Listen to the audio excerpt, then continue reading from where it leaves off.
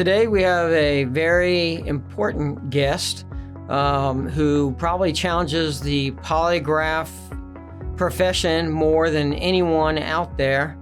It's George Maschke, who has a website dedicated to anti-polygraph. Welcome to Inside the Polygraph. I'm your host, David Goldberg, expert polygraph examiner. Join me as I and my guests break down the facts, fictions of polygraph testing, law enforcement, and so much more. Real cases, real conversations. The truth is always revealed inside the polygraph. Good morning. Hey, good morning, David. How are you? I'm well, and you? I am. Thank you so much for coming on. Yeah, it's a pleasure to speak with you. Have you ever been interviewed other than taking a polygraph test? Have you ever been interviewed by a polygraph examiner in a friendly setting?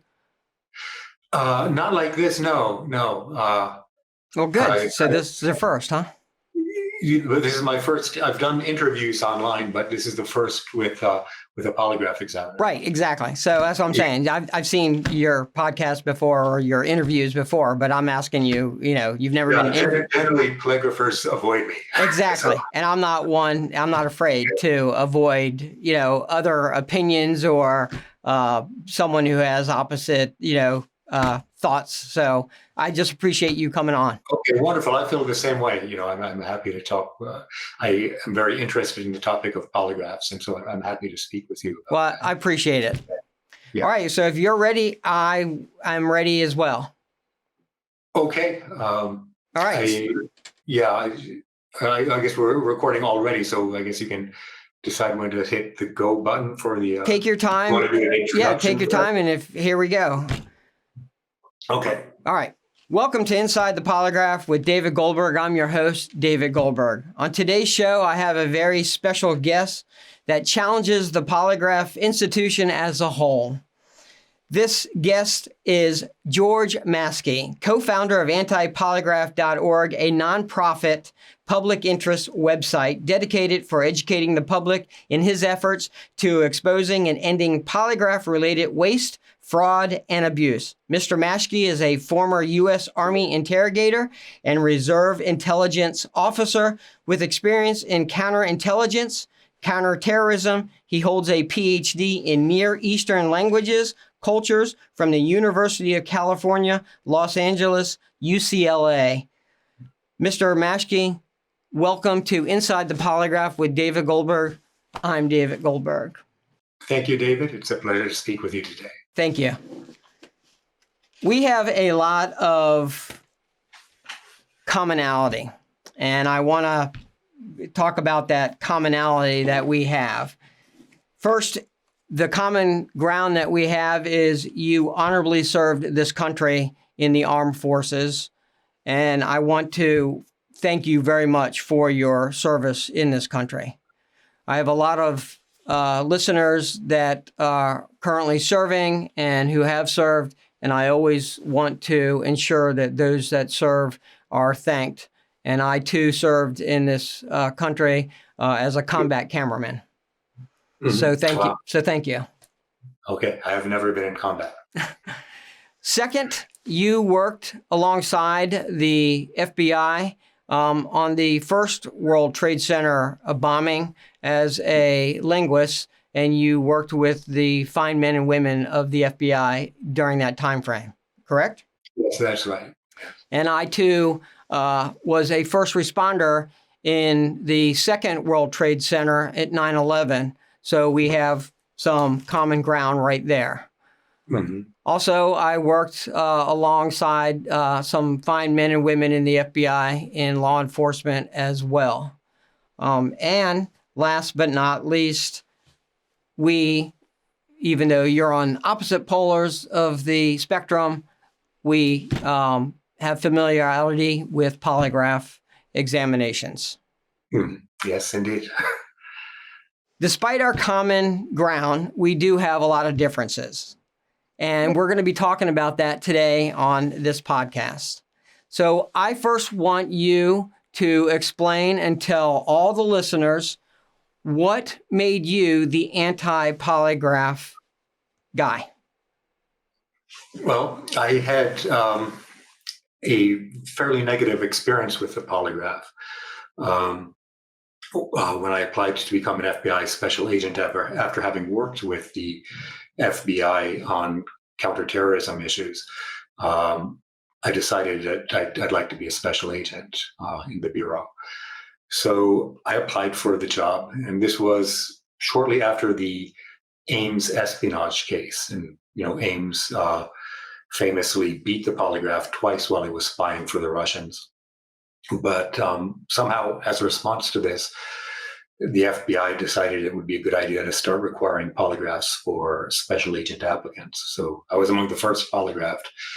And to my shock, I was basically accused of being a spy during my polygraph session. I was accused of not telling the truth about unauthorized contacts with a representative of a foreign government, and of not telling the truth when I denied having ever divulged classified information to anyone unauthorized to receive it. And I had done no such thing. So, anyhow, the FBI's polygraph, and I believe it's still to this day, is when you fail a polygraph, you're barred for life from FBI employment. And so I, abandoned plans to work for the FBI. But at this time, I was also volunteering as what the Los Angeles Police Department called a technical reserve. I've forgotten the exact title. It's in a public statement I've written about my experience. Like a reserve officer? Yeah, well, I'm not sure if it was officer. So this was an unpaid volunteer position with no arrest powers or anything. It was just a way that I could, in an officialized capacity, assist with the translation of Arabic documents for the Los Angeles Police Department's anti-terrorist division. So some months after my FBI polygraph experience, this was all 30 years ago, 1995, the LAPD asked me to take a polygraph, which I hadn't originally when I volunteered for that position. And the polygrapher for the LAPD accused me of using countermeasures. I didn't know what polygraph countermeasures were at the time. So I was completely baffled. But that accusation sent me to the research library at UCLA, where I read everything I could find about polygraphs. And I came to the conclusion that they're pseudoscience, they're not reliable, certainly not for hiring purposes. And my understanding after reading books like, David Licken's A Tremor in the Blood, Uses and Abuses of the Lie Detector. This is the second edition. At the time, only the first edition had come out. So my impression was that it's unreliable. We shouldn't be using this to screen applicants for employment, certainly not in counterintelligence settings. But, I was a reserve intelligence officer with a unit in LA. So I continued that work for another couple of years until I moved to Europe to take a job as a legal translator. And it was while I was here that I found that, what happened to me with the FBI was happening to a large number of other FBI applicants. At least I learned that the FBI at the time, this is around 1998, had a pre-employment polygraph failure rate of 20%. And it seemed unfathomable to me that 20% of FBI applicants who made it as far as the polygraph would be liars. And so I realized that what happened to me, must be happening to a lot of other honest applicants. And so I started speaking publicly online about polygraphs, first through a website that was called nopolygraph.com. And then in 2000, I co-founded with Gino Scalabrini antipolygraph.org. Originally, it was just a vehicle for publishing our book, The Lie Behind the Lie Detector, which had information that we thought, and still do think, that every applicant for employment should know about before they want to make a decision whether to agree to be polygraphed or not. And then if they do, information that I think people should know, going into it. And that's how you became the anti-polygraph educator. Is that correct? Yes. That's the short story of how I became a co-founder of antipolygraph.org and became, have continued to be vocal on polygraph matters. Right. And can I ask you? I'm going to ask you a few questions if I can. And you may know and you may not know in reference to the polygraph that you took back in 1995. Do you know whether or not the equipment that was used was either analog or was it computerized? If you can recall. It was analog. It was on paper charts. So it was analog at the time, correct? Yeah. I believe it was a Lafayette Ambassador. Okay. But I'm not certain of that. But it was analog, not computerized. Yes. Okay. Yes. And so when you took the second examination at the Los Angeles Police Department, was that analog or was that computerized? I believe it was analog, but my memory is not as clear on that. And that's fine, but it most likely during that time frame it was analog, because I believe it wasn't until later on in 1995 is when the computerized instrumentation came into effect, and it didn't get rolling out probably until really strongly, probably until 1997, probably. So probably when you went, that's when the analog paper, needles, that's probably what they used mostly.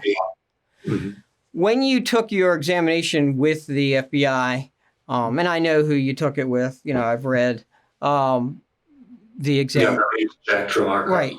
I'll let you name him. But when you took the examination with the FBI agent, the examination was for pre-employment. Am I correct? That's right. And then they asked you a bunch of questions, correct? And then did that examiner tell you specifically what questions or what section you failed on, or did he just say you flat out failed?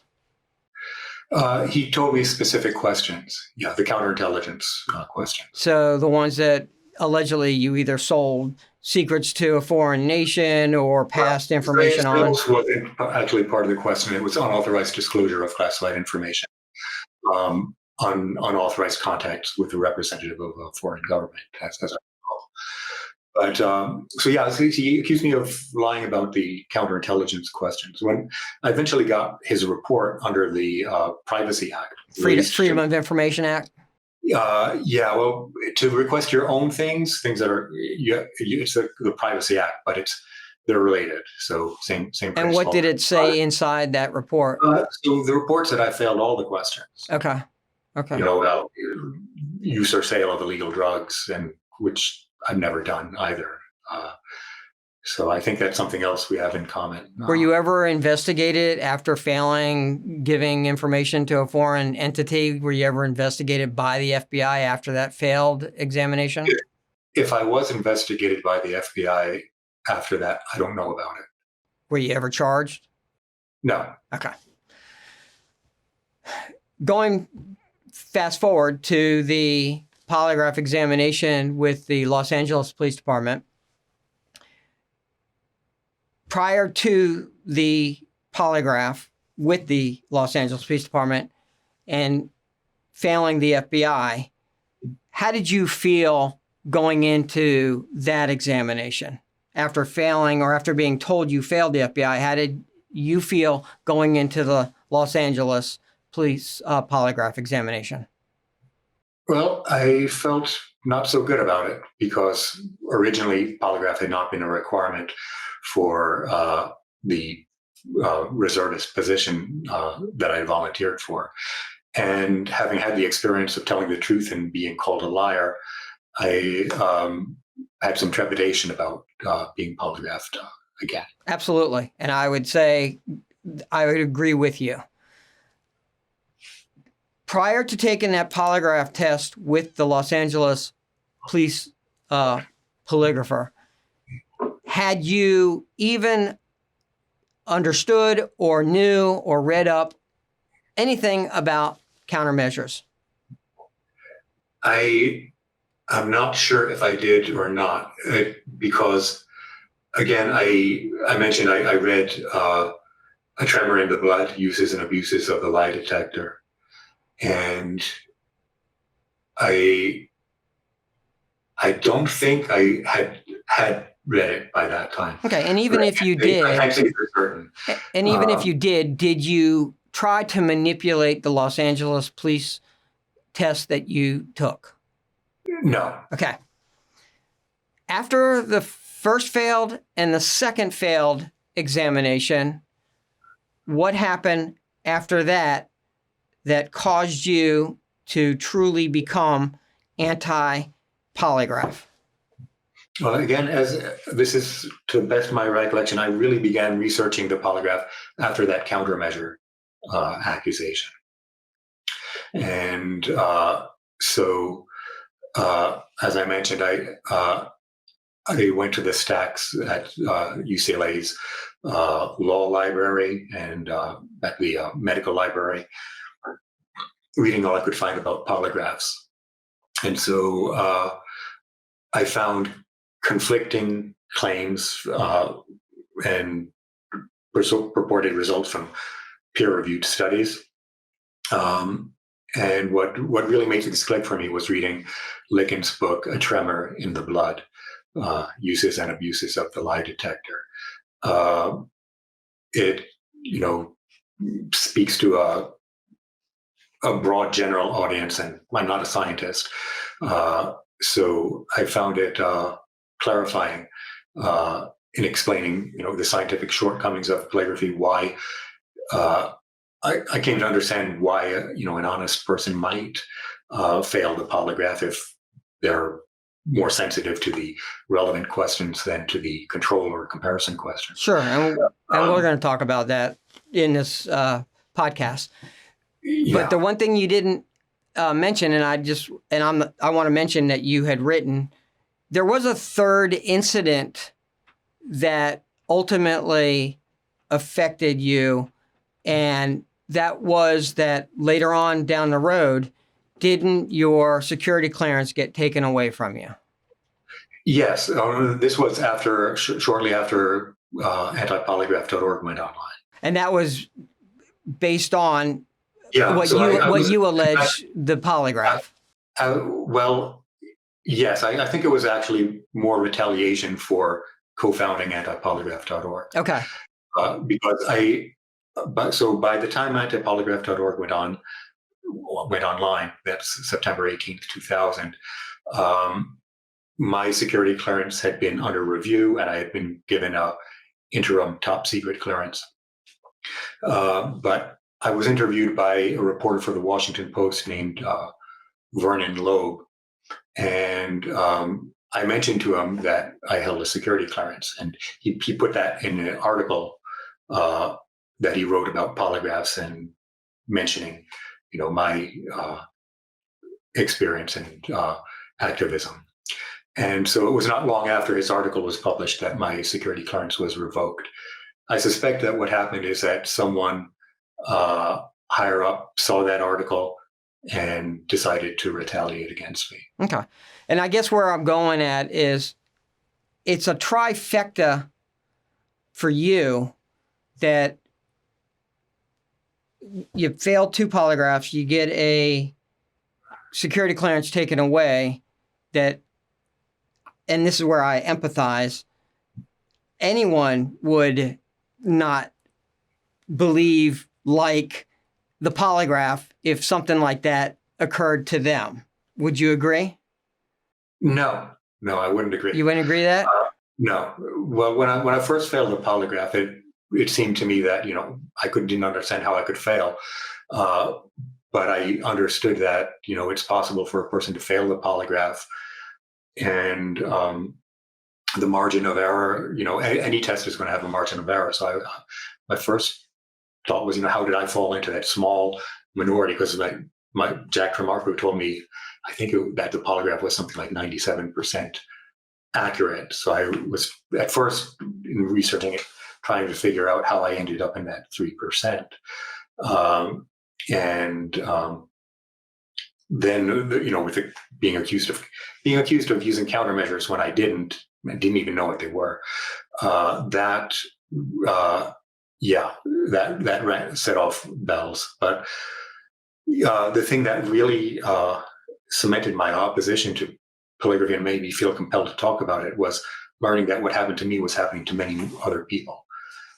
I had been, before 1998, this was 3 years after my both polygraphs, I had researched, learned about how polygraphs work and what countermeasures are, their vulnerabilities. I didn't make any public commentary about it. I just went on with my life. But no, it was really finding out online that what happened to me was happening to many other people. That's what compelled me to speak publicly about it. Yeah.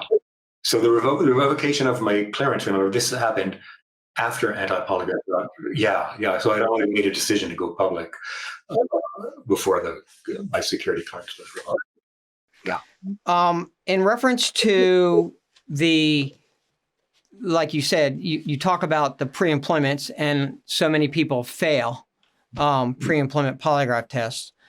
Do you believe, and I should say, is that experience does matter in any profession that someone enters? Well, certainly one's experiences go with you and they influence who you are. So I think, had I not had these experiences with the polygraph, failing while telling the truth, being falsely accused of using countermeasures, I might not have been motivated to speak on polygraph issues. I probably wouldn't have been motivated to research them as much as I have. Do you believe that there are inexperienced examiners that hurt people versus experienced examiners that don't? No. I think that polygraphy is without validity, and no amount of experience can compensate for polygraphy's scientific shortcomings. So you don't think polygraphs whatsoever help anyone? No, I didn't say that. No, I'm asking you. Yeah. So do you think it helps anyone at all? Well, I think it helps people who find work by giving the tests. Other than examiners, I'm saying, do you think it helps individuals that seek out polygraph testing for whatever their issue is, whether they're trying to clear their name, whether they're falsely accused of an allegation, whether they're criminally charged and they shouldn't be criminally charged? That's what I'm asking. Yeah, there are some people who pay for polygraph services and are happy with the results. I'm thinking of, there was a woman who testified in Congress against the confirmation of Judge Brett Kavanaugh for the Supreme Court. Was it Catherine Blasey Ford? I'm not sure about the first name, but Blasey Ford was her last name. She took a polygraph arranged by her legal counsel, and that was presented to the Congress as evidence to bolster her credibility. And I guess she was happy with that result. So sure, I mean, some people who engage polygraphers will be pleased with the results. Do you think it helps people, is what I'm saying? And what I mean by that is not that they believe in it. What I'm talking about is if you're falsely accused, and it's not just the polygraph itself, but you then have subsequent other evidence that helps besides the polygraph that would clear someone else's name or get someone that's falsely accused to not get charged, or get someone who's molesting children or something like that. Do you believe that polygraph in itself could help someone or someone's issue? That's what I'm asking. With an experienced, very experienced, certified examiner, do you believe that?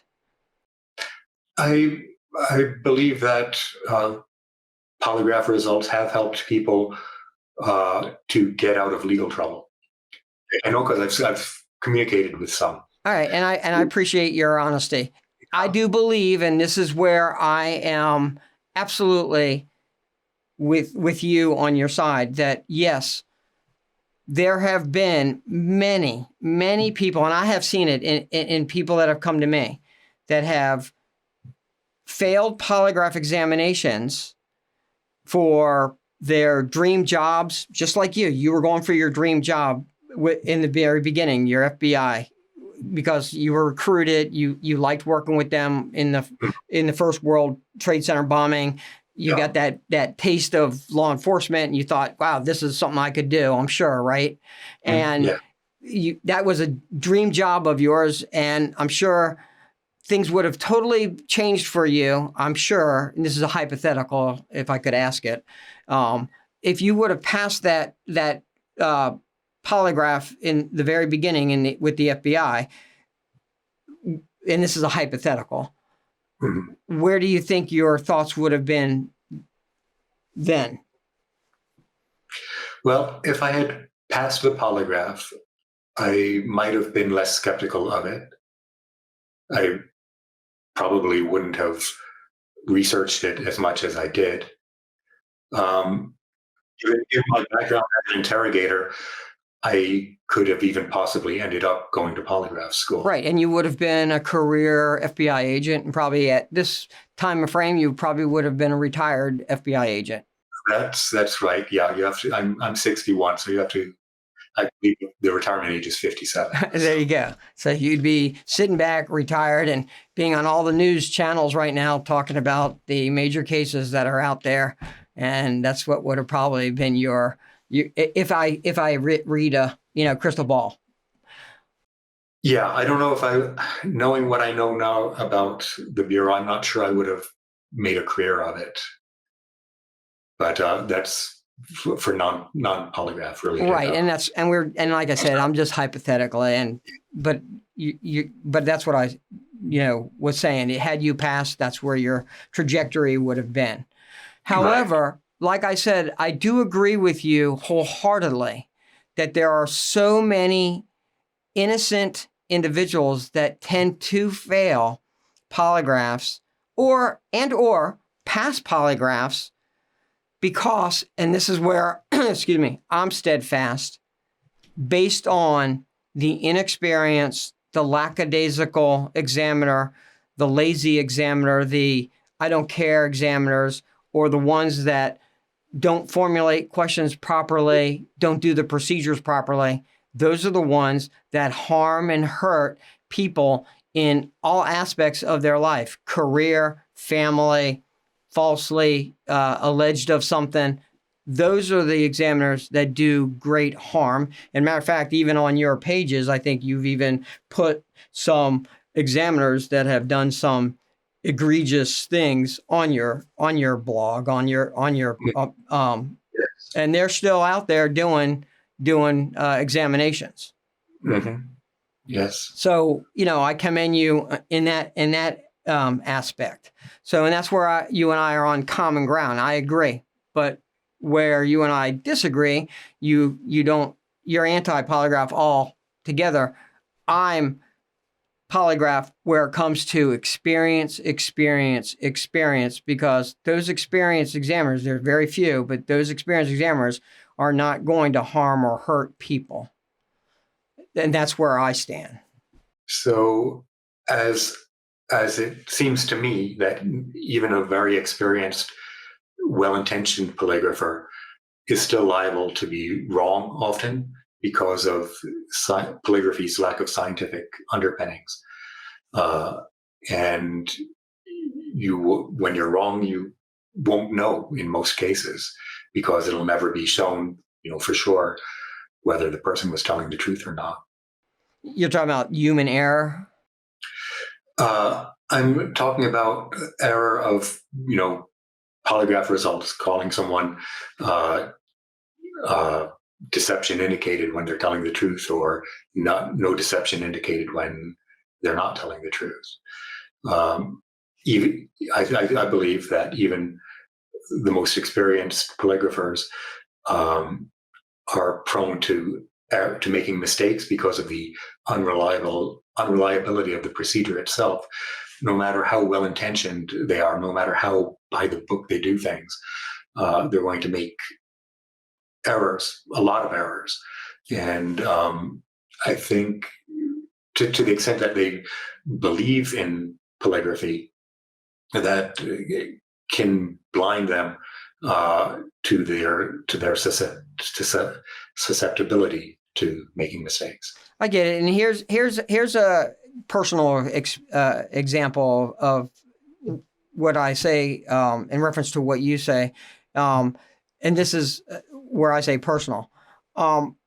My son, this is long time ago, but my son had damaged or injured his arm, and I took him to the emergency room. He got his x-ray, and the emergency physician read the x-ray, came back and said to me and my son, "Oh, it's just a major contusion and just a big bruise, no problem. But if it hurts several days later, you might want to go see an orthopedic surgeon." Obviously, we went to an orthopedic surgeon. Within 10 minutes of that orthopedic surgeon reading the same x-ray that the emergency room physician saw, he said you had shattered your bone in your arm.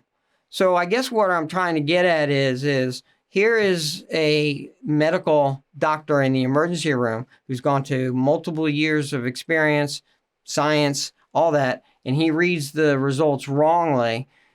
And if it wasn't for us getting a second opinion, going to an orthopedic surgeon who read those results and said, "Oh my gosh, I see something totally different. You shattered the bone. We have to refix your bone, your arm." I say that the same thing when it comes to polygraph examiners. One examiner may make a wrong result for someone. And I always tell people, don't allow that one result to ruin your life. There are other examiners out there, and I personally know this for a fact when it comes to me, is I have fixed other people's lives based on the wrong results that people have gotten. And I'm not a hired hand because I don't do that. What I'm saying is when I see someone who's gone to another agency, failed, and they're just so distraught, and I say, don't let that one failed test ruin your life. There are other agencies out there or wherever you want to go. Don't let that one ruin it, because maybe back then when you went, I agree with you, they may have shared those results with other agencies. They don't do that now anymore. What they do, they don't. They don't.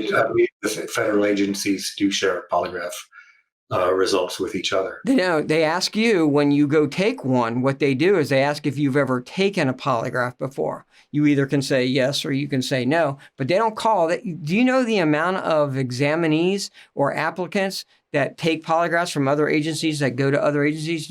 Can you imagine how many they would have to do research or call or make phone calls to say what was the results of George's polygraph that he took with the FBI? They don't have time to do that. They just don't have time to do that. So they wouldn't be able to call and say, "Hey, George is at my office taking a polygraph for the Secret Service. What was his result 2 years ago, with the FBI?" They would never be able to do that. It's based on. How do you know I know that for a fact because I've worked with them, and I know that, and because people come to me. So they don't do that anymore. They would have the database would be astronomical just for that purpose. So they base it on what you would, as an applicant, tell them. Did you take a polygraph test? Yes. What was the results? Pass, fail. Okay. And if you're a great and experienced examiner, that examiner should not have any bias based on what happened at the last one. Shouldn't. Well, why would the polygraph examiner ask about any prior polygraphs? It's based on, because here's the thing. It's just based on getting a basis. Have you ever taken one? Yeah. Are you familiar with them? Yeah. No. Okay. Let me explain how it works. And that's when people come to me, George, seriously, and that's why I like what you do on your polygraph website or whatever. You tell people how it is. I explain it too. And I don't sugarcoat it. Don't do anything. You talk about comparison questions, relevant questions. I do the same thing, and I don't sugarcoat nothing. I don't sugarcoat anything. I'll tell them because I'm not afraid to let them know. And if they've gone on your website and they've looked up how to beat it or how to pass it or whatever, that's great. If that's what they want to do, they can, and that's fine. Okay, because everyone has the ability to do their own research, to do whatever they wish to do. And I know you put something on your blog about me and you challenged me. Right, from a podcast that broadcast last month. So you were giving advice for law enforcement applicants or job applicants in general. Job applicants. Job applicants. And your number one point was don't go onto social media and look up how to beat a polygraph. And so, and as I recall, you said, number one, it won't work. And number two, they're going to ask you whether you've looked up how to beat a polygraph. So I challenged you on our message board, and then I emailed you to let you know. Well, let me have it on my other computer screen here too. My challenge to you was to explain why, if, as you say, you can't beat a polygraph, why any polygrapher would care whether a person has looked up how to beat a polygraph test. And I'm going to answer your question. So here's the challenge. Okay. So I'll answer it for you. Yeah. Number one, I don't care if you look it up. When I said it on my podcast, don't. Here's the reason why I said don't. One, if that dream job means anything to you, if it does, if it really does, the question is why would you really want to jeopardize that job process? That's number one. That's why I say it's for ethical purposes only, or character purposes, who you really are. If you're going for a job that it will entitle a secret clearance, you're going to be dealing with child predators or whatever job you're going for, okay, that you're going to have compartmentalized information and you're going to get that secret clearance. And they're going to ask you a bunch of serious questions on that polygraph test. And your number one goal is not that this is what I want, but I've got to pass and beat that polygraph test so I can ultimately get that job. The question is what kind of individual or character are you if you're going to do that? If you have nothing to fear and you have nothing to hide, you have no lies, you have nothing to worry about when they ask those kind of questions, such as drugs, secrets, theft, whatever, and you put it out there on your website, then you have nothing to fear about a polygraph. So when I said that, don't look it up, or I wasn't saying don't because it's horrible. What I was talking about basically is it's for ethical and your character purposes. I don't care if you do. When you come to me, I could care less. Go ahead and try every trick in the trade. Try it. And if you can do it, great. You're going to get caught. And at least with me, you're going to get caught. But what I'm saying is if that's who you really are and you're trying for these positions, I have to ask you personally, not you, George, but the individual, what kind of person or character are you that you're actually trying to beat the test or the examiner? And here's what I would say about your challenge. Yes, you can beat a polygraph examiner. And who do you beat? You beat the inexperienced, the poor examiner, the lackadaisical examiner, the idiot examiner, the examiner that doesn't give a shit about you, the examiner that doesn't care about the issue, the examiner that this is like, oh my God, here is the 5th pre-employment test I have today. This sucks ass. I can't get out of this office. I can't do real crap. I can't, that's the examiner you're going to absolutely beat or I would say, or fail if you're an honest individual because they don't care. That's what I would say in reference to the challenge that you put me up to. Okay. So to me, it still doesn't make sense. That is, well, you said you can't beat a polygraph test. Now you've, I think, retreated somewhat from that, saying that inexperienced polygraphers can be beaten. Um, so maybe that's why they would care whether a person has looked up how to beat a polygraph test, because it's a routine thing that polygraphers ask, and this is so in federal government too. They ask, what do you know about polygraphy?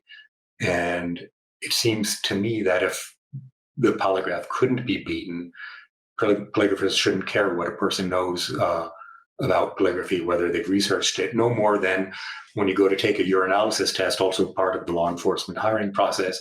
They don't ask what you know about urinalysis tests beforehand, because it doesn't matter.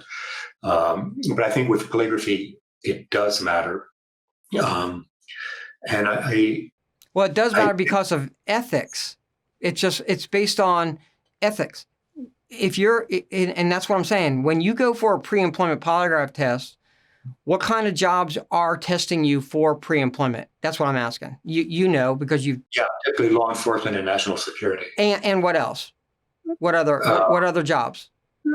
Some, like, to be a dispatcher. And corrections, armored car, yeah, right, pharmaceutical companies, and for firefighters. Yes.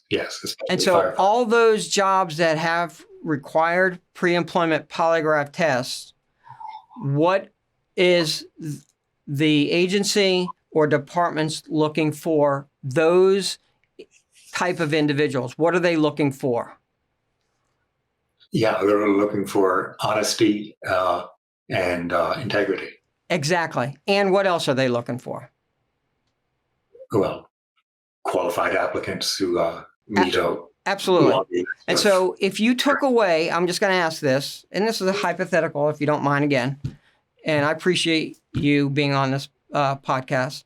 Mm-hmm. If you took away the tool, as you say it, and it's a tool, okay? It's not an end all, okay? Because there's other, like I said, evidential purposes that is used other than the polygraph. But if you took away the polygraph itself to weed out bad applicants, real bad applicants, which I can honestly say I have found some serious applicants that I would even allow you to watch my pets. Mm-hmm. How would you then say that this country, these agencies, these departments would have the best of the best of the best, highest integrity employees if you took that all away? Well, I think an experiment has been done. We have 5 states in the country in which pre-employment or employment-related polygraph screening is completely illegal. And this has been the case for decades. So for all of this century, in 5 states of the nation, polygraphy has been banned. So state and local law enforcement officers, firefighters, pharmaceutical workers are not polygraphed in these states. And they have no worse of a problem with police corruption than the states where polygraphs are routinely used. So those states are Massachusetts, Michigan, Minnesota, New Jersey, and Oregon. And they don't stand out, as being problem states for corruption or bad hires. So I think scrapping the polygraph won't have any serious adverse effects on law enforcement in the United States. Well, or the intelligence field. Or what? Or the agency, you said? Or scrapping the polygraph would be fine for the intelligence agencies too. And this was, the recommendation of the National Academy of Sciences. They conducted a thorough review of the scientific evidence on polygraphs. That is the Polygraph and Lie Detection by the National Academy Press.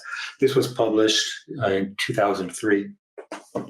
And they advised that, the polygraph's accuracy is not enough to justify reliance on it for security screening by federal agencies.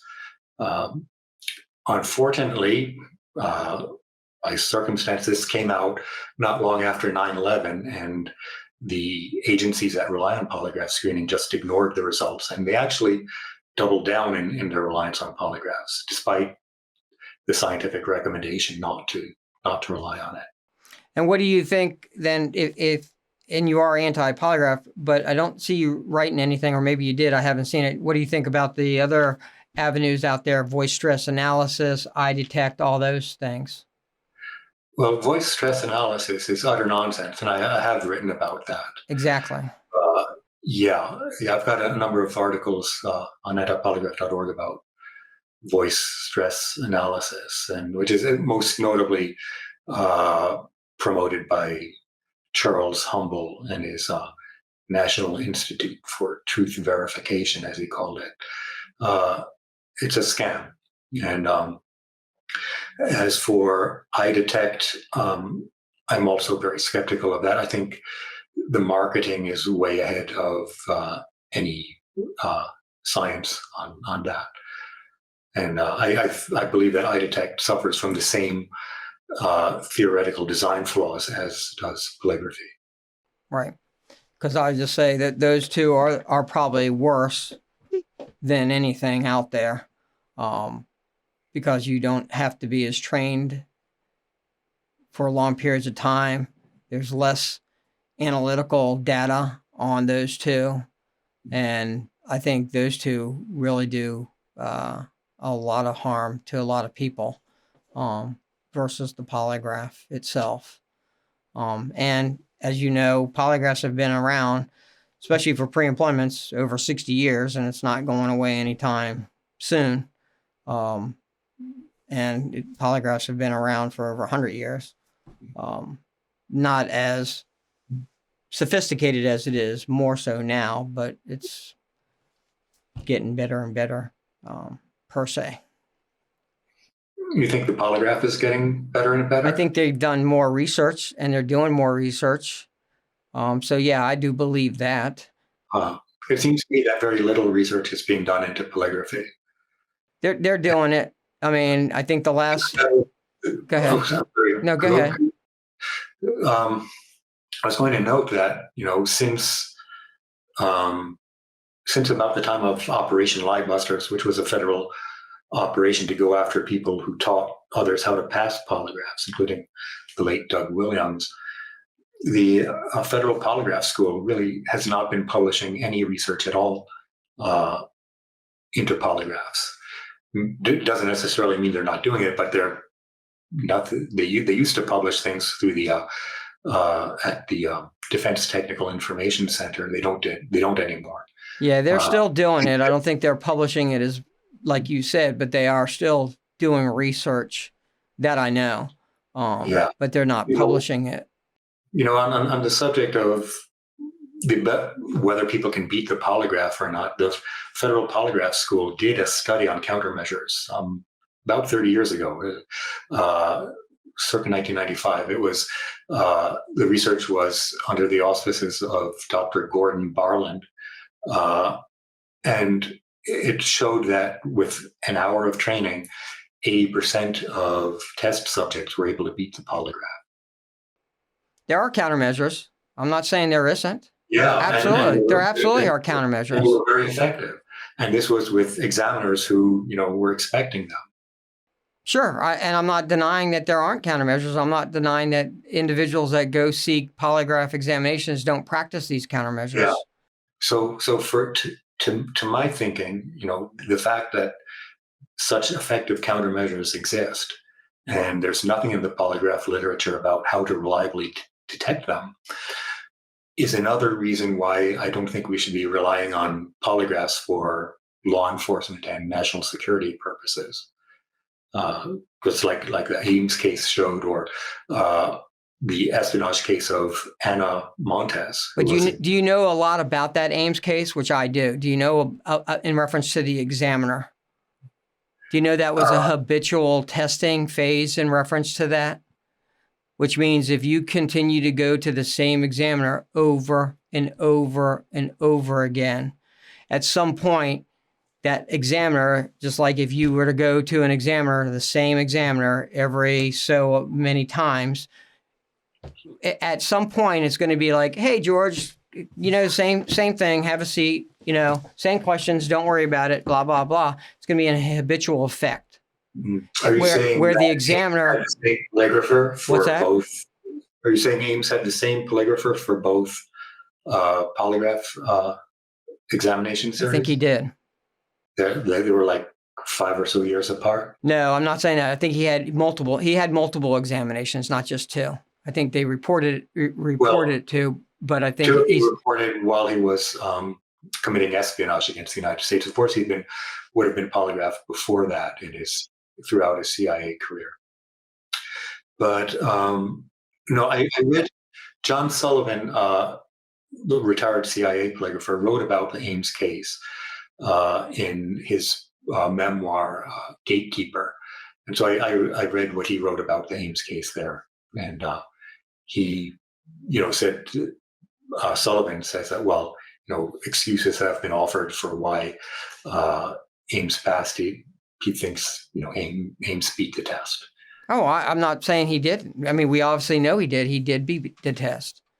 Yeah. And he basically just used behavioral countermeasures, which are, the simplest, but maybe the most effective against the relevant-irrelevant technique. Which I believe he also, back then, it was also analog. I don't think it was computerized. That's right. Yeah, it would have been. But I don't think that makes a difference. Really. It does make a huge difference. It makes a huge difference. Huge. And it's just like with your examination. And that's why I asked you, did you take an analog or did you take a computerized? Because go ahead. I've seen no research that would suggest that computerized polygraphs deliver any greater accuracy in outcomes than they do. Analog programs. They do. Because the analog was more manual, was less sophisticated. The computerized is what I just said. It's computerization. If you could point me to any peer-reviewed research that supports that I will look it up for you and send it to you. Yeah. Okay. Don't have it right in front of me, but I will do it. Okay. Okay. So, but yeah, so Ana Montes, she beat the polygraph, and she was trained by the Cubans in Cuba in polygraph countermeasures, specifically the anal sphincter technique that Doug Williams right. That's a countermeasure that people do that a lot. And so she beat the polygraph. She was a recruited agent even going into the Defense Intelligence Agency. So right, and I'm not saying, and that's why I agree with you. There's a lot of people. You even put it on your site, obviously. What to do, what not to do, and stuff like that. And like I said, there are many people that try to practice how to beat it, what not to do in a polygraph examination. There are. So my intention, is really not to help people get jobs they're not qualified for, or to help foreign agents penetrate our intelligence agencies. But do you believe you do that though on your site with the information that you put out on that though? Do you believe? And I'm not saying you personally, meaning you sit down there just like Doug Williams did, okay? Because you don't do that, correct? You mean connecting people to a polygraph and giving them right? You don't do that. No. Right. That's what I'm saying. So you don't do that like Doug Williams. What I'm saying is do you believe though what you just said, you don't help foreign entities or other people? Do you believe though what you put out on your antipolygraph.org though, the information that you put out, do you not believe that you help some of those people get into positions that they don't belong at all? I don't doubt it. The information that we make available will doubtless be used by people to pass a polygraph when they're not telling the truth and concealing information that would disqualify them. So that's what I'm saying. So those are the type of people that read that information on your site. Those are the people that don't have integrity, don't have honesty, and shouldn't get those kind of positions. That's what I was saying in the beginning. That's what I'm saying. So those that do try to beat the jobs do try to beat pre-employments, those, and when I say try, because there are many, many that don't. Just like when you went and you took your very first, I can guarantee, okay, and I don't even know, but I don't think you tried to beat your test at all, did you?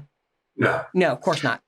But so the reason we make this information available, again, it's not to help liars get jobs they don't deserve, but because the polygraph false positive rates are so high, we want to give people, honest, qualified applicants, a means of protecting themselves against the error associated with polygraph screening.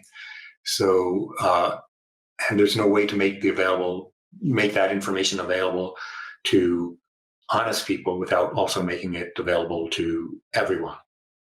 So I don't have any moral qualms about telling the truth about polygraphs. No, and I don't want you to. I want you to tell whatever you feel is your belief. That's what this world is all about, right? Freedom of speech, freedom of opinions, and that's what this is all about. That's what my podcast is about, and that's why I'm great.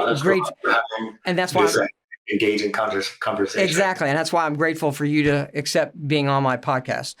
What I'm saying is it does, and you even admitted it, and I appreciate it. You do admit that there are slips in the crack that people have gone on your site who should never have gotten some positions, and probably, most likely, who knows, may have passed the polygraph test that shouldn't have. Yeah, I don't know for a fact that this has happened, but considering the site's been online for almost a quarter of a century now, and our book has been downloaded hundreds of thousands of times, I think it's likely that some people used the information we provided to pass polygraphs when they were not telling the truth. So we're almost near the end, but I do want to ask you. You're the co-founder. Why isn't the other co-founder active as much as you? Well, I don't speak for my fellow co-founder Gino Scalabrini, so I would just respectively, decline to answer. Okay, that's fine. I was just curious because you seem like you're the face and you're the. Yeah, as mentioned on the About the Site page, I'm responsible for the daily content creation. Gotcha.